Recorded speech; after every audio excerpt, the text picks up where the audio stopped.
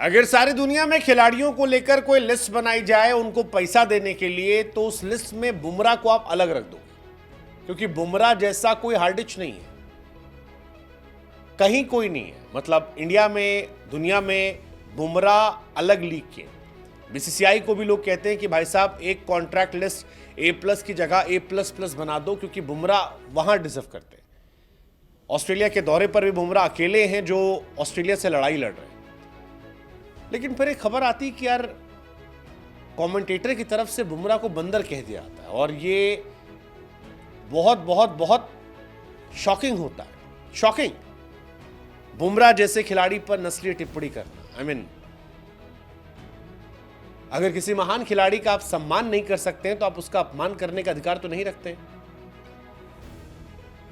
लेकिन शायद ये बात कमेंटेटर ईशा गुहा को समझ में नहीं आई, और इसी वजह से ऑस्ट्रेलिया के सामने ब्रिस्बेन में बुमराह जो जबरदस्त गेंदबाजी कर रहे थे, उन्होंने ऐसे शब्द का इस्तेमाल कर दिया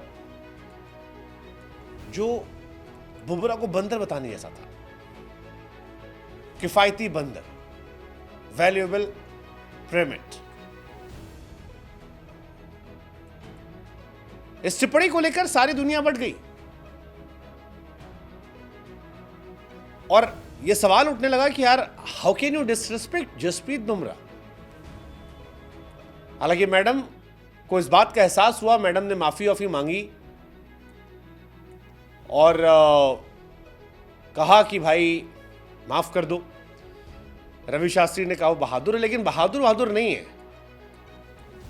बहादुर माफी मांगने पर कैसी बहादुरी, वो जब आप सोशल मीडिया पर गालियां खा रहे हो। आपने नौकरी बचाई अपनी।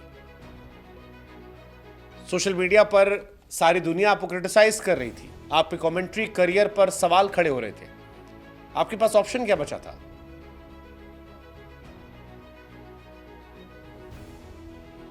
हालांकि वो जो कहना चाह रही थी उसमें शायद वो तारीफ करना चाह रही थी, लेकिन तारीफ करते करते शब्दों के चयन का इस्तेमाल बड़ा गड़बड़ हो गया। वो कह रही थी कि इंडिया के लिए मोस्ट, मतलब हिंदी में अगर समझाते, सबसे किफायती बंदर है, लेकिन उन्हें दूसरे छोर से कुछ जरूरत है।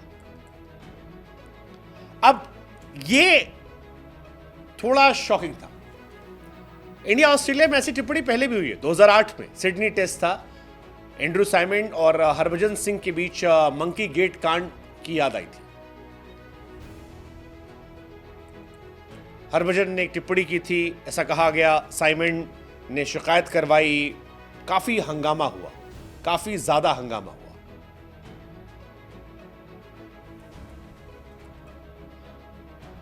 थर्ड डे टेस्ट मैच में इन मोहतरमा ने माफी मांग ली, कहा कि मैंने एक शब्द का इस्तेमाल किया जिसकी अलग अलग व्याख्या हो सकती है, लेकिन किसी को ठेस पहुंची तो माफी मांगती।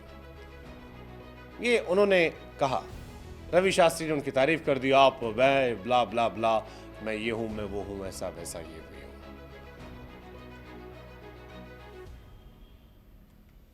But this is disheartening. हालांकि उन मोहतरमा की एक बात से मैं इत्तेफाक रख सकता हूं कि उन्होंने गलत शब्दों का चयन किया, दुर्भावना नहीं थी, लेकिन वो महान नहीं है जो महान बनाने की कोशिश की जा रही है। वो बुमराह को कॉम्प्लीमेंट करना चाह रही थी, गलत शब्द चुन लिया, ये वो कह रही है, इसमें हम भी मान रहे हैं। ये कहानी हो सकती है, ठीक है, बट उनको बाद में जो बहादुर बताया गया लाइव टेलीविजन पर माफी मांगना, अरे आपने लाइव टेलीविजन पर ही कहा था तो माफी भी आप वहीं मांगोगे ना, कहां मांगोगे? आप रनिंग कमेंट्री कर रहे हो, सोशल मीडिया ट्वीट से क्या करोगे? बुमराह इंडिया के इकलौते वॉरियर है जो लड़ाई लड़ रहे हैं। पहले टेस्ट मैच में, सेकेंड टेस्ट मैच में, थर्ड टेस्ट मैच में बुमराह अकेले लड़ रहे हैं। लेकिन ये बंदर वाले पे कहानी विवाद इसलिए बिकॉज 2007-8 में झड़प हो गई थी सिडनी में। साइमंड का आरोप था कि हरभजन ने बंदर कहा था। इस घटना को मंकी गेट कहा जाता है। साइमंड बैटिंग कर रहे थे, हरभजन से नोकझोंक हुई, दोनों के बीच जुबानी जंग हुई। साइमंड ने आरोप लगाया, हरभजन ने मंकी कहा। आईसीसी के नियमों के साथ नस्लीय टिप्पणी थी, सीरीज खतरे में पड़ गई थी, मैच रेफरी को बुलाया गया, हरभजन को क्लीन चिट मिली। हालांकि आज भी ये मामला रह कर आता रहता है। ईशा गुहा, अगर आप नहीं जानते बता दें, कई सालों से टीवी कमेंटेटर है, रेडियो ब्रॉडकास्टर है, क्रिकेटर भी रह चुकी हैं, 100 से अधिक मैच खेल चुकी हैं, टेस्ट में कमेंट्री करते अक्सर पाई जाती हैं, टॉप वेबसाइट के कॉलम लिखती हैं। 2012 से कमेंट्री शुरू किया था। मूल रूप से इंडियन है ईशा, पर इंटरनेशनल लेवल पर इंग्लैंड को रिप्रेजेंट करने वाली पहली भारतीय मूल की महिला बनी थी। उनके मॉम डैड कोलकाता से यूनाइटेड किंगडम गए थे।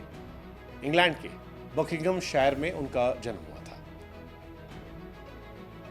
अब उन्होंने कांड किया, ठीक है माफ कर दीजिए, बट महान बताइए,